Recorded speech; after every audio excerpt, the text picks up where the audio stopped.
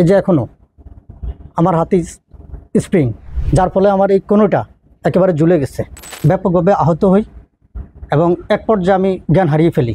আমি শহীদ প্রেসিডেন্ট জিয়া রহমানের আদর্শকে ধারণ করে 2009-10 শিক্ষাবর্ষে যখন বিশ্ববিদ্যালয়ে ভর্তি হই, তারপর থেকে আমি ছাত্রদলের রাজনীতিতে সম্পৃক্ত হই। ছাত্রদলের রাজনীতিতে সম্পৃক্ত হওয়ার কারণে তখনকার যে সন্ত্রাসী সংগঠন, বর্তমান নিষিদ্ধ সংগঠন ছাত্রলীগ, তাদের জন্য আমি হলে থাকতে পারি নাই এবং বিশ্ববিদ্যালয়ে ক্লাস করতে অনেক বাধাবিঘ্নের মধ্যে পড়েছি বিভিন্ন সময়, এবং তারা বেশ কয়েকবার আমার উপর হামলা করার জন্য অনেকবার চেষ্টা করেছে।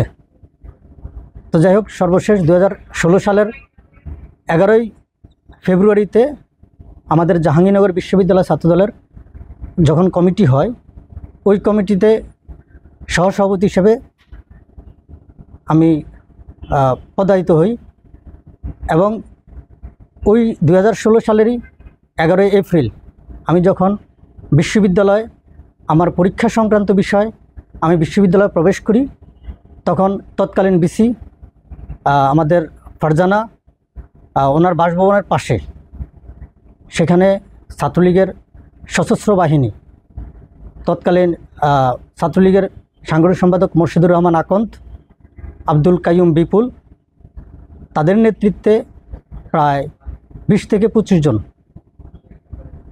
ছাত্রলীগ সন্ত্রাসীরা আমার উপর হামলা করে এবং ব্যাপক মারধর করে, যার কারণে আমি ব্যাপকভাবে আহত হই এবং এক পর্যায়ে আমি জ্ঞান হারিয়ে ফেলি। তখন আমার ডিপার্টমেন্টের আমার শ্রদ্ধেয় শিক্ষক সুমন সাজ্জাদ স্যার, ওনার বাসার পাশেই ঘটনাটি ঘটে। তখন উনি আমার চিৎকার চেঁচামেচি শুনে উনি বাসা থেকে বের হয়। বের হওয়ার পরে উনি আমাকে উদ্ধার করে তখন আমাকে একটা রিক্সা করে আমাকে বিশ্ববিদ্যালয় যে আমাদের যে মেডিকেল, সেই মেডিকেলে প্রেরণ করে। তখন বিশ্ববিদ্যালয় তৎকালীন প্রক্টর তপন কুমার উনি বিশ্ববিদ্যালয়ে যায়, গিয়ে তারপর উনি আমার অবস্থা দেখার পরে উনি আমাকে তখন জিজ্ঞেস করে যে তুমি বিশ্ববিদ্যালয়ে কেন আসছো? যদিও তখন আমি বিশ্ববিদ্যালয় মাস্টার্সের অনার্স কমপ্লিট করেছি, অনার্স পরীক্ষা দিয়েছি, মাস্টার্সে তখনও ভর্তি হই নাই। তখন আমি ওনাকে বলেছি যে আমি বিশ্ববিদ্যালয়ে একজন বৈধ স্টুডেন্ট, সুতরাং আমি বিশ্ববিদ্যালয়ে আসবই, আমি আসতেই পারি, আমি আমার পরীক্ষা সংক্রান্ত বিষয়ে আমি আসছি। এরপরে আমি সেন্সলেস হয়ে যাই। তারপর আমাকে সেখান থেকে সাভারে এনাম মেডিকেলে প্রেরণ করে আমি সেন্সলেস থাকা অবস্থায়।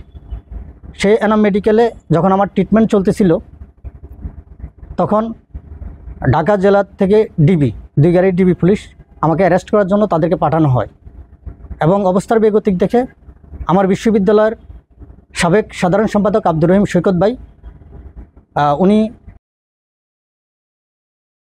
যে অবস্থা খুবই ভয়াবহ, তখন তৎকালীন কেন্দ্রীয় ছাত্রদলের সিনিয়র ভাইস প্রেসিডেন্ট, ভারপ্রাপ্ত প্রেসিডেন্ট মামুনুর রশিদ মামুন ভাইয়ের সাথে উনি পরামর্শ করে বা যোগাযোগ করে তারপর আমাকে পান্থপথে স্পাইন মেডিকেলে ভর্তি করায়।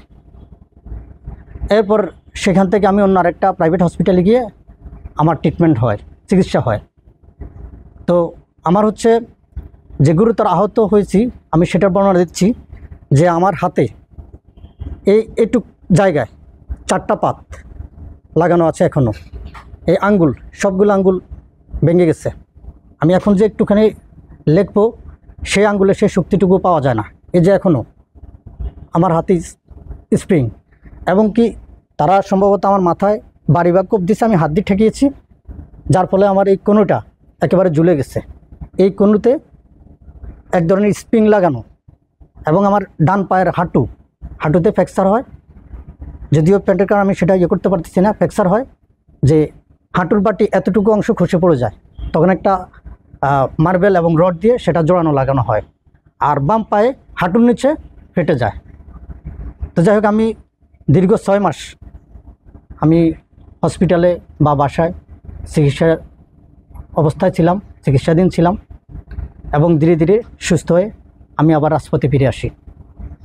আমি ঘরে বসে থাকতে পারি নাই, আমি রাজপথ থেকে বেড়ে ওঠা রাজপথের একজন কর্মী, শহীদ প্রেসিডেন্ট জিয়া রহমানের আদর্শের একজন কর্মী।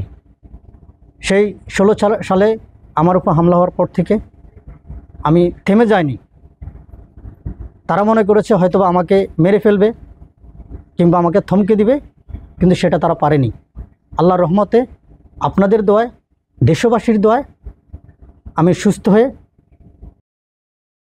বিগত সেই 17-16 সাল থেকে এ পর্যন্ত যে স্বৈরাচার হাসিনা বিরোধী আন্দোলন সংগ্রামে আমি রাজপথ থেকে সক্রিয়ভাবে অংশগ্রহণ করেছি এবং বিগত জুলাই আন্দোলনেও আমি রাজপথে ছিলাম। ভবিষ্যতেও দেশের যে কোনো ক্রান্তি লগ্নে আমি রাজপথে থাকব। যে আমি শহীদ প্রেসিডেন্ট জিয়াউর রহমানের আদর্শকে সেই ছোটোকাল থেকে আমার বুকে লালন করে আসছি।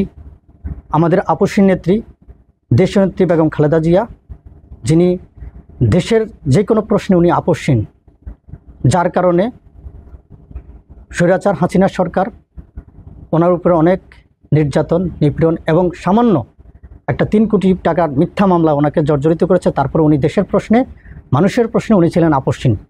ওনার এই আপসহীনতা শহীদ প্রেসিডেন্ট জিয়াউর রহমানের আদর্শ এবং আমাদের সাংগঠনিক অভিভাবক দেশনায়ক জনাব তারেক রহমানের ভালোবাসায় আমি আমার এই জাতীয়তাবাদী ছাত্রদলকে ধারণ করে আসছি, মনে প্রাণে লালন করে আসছি এবং রাজপথে সক্রিয়ভাবে আমি অংশগ্রহণ করেছি।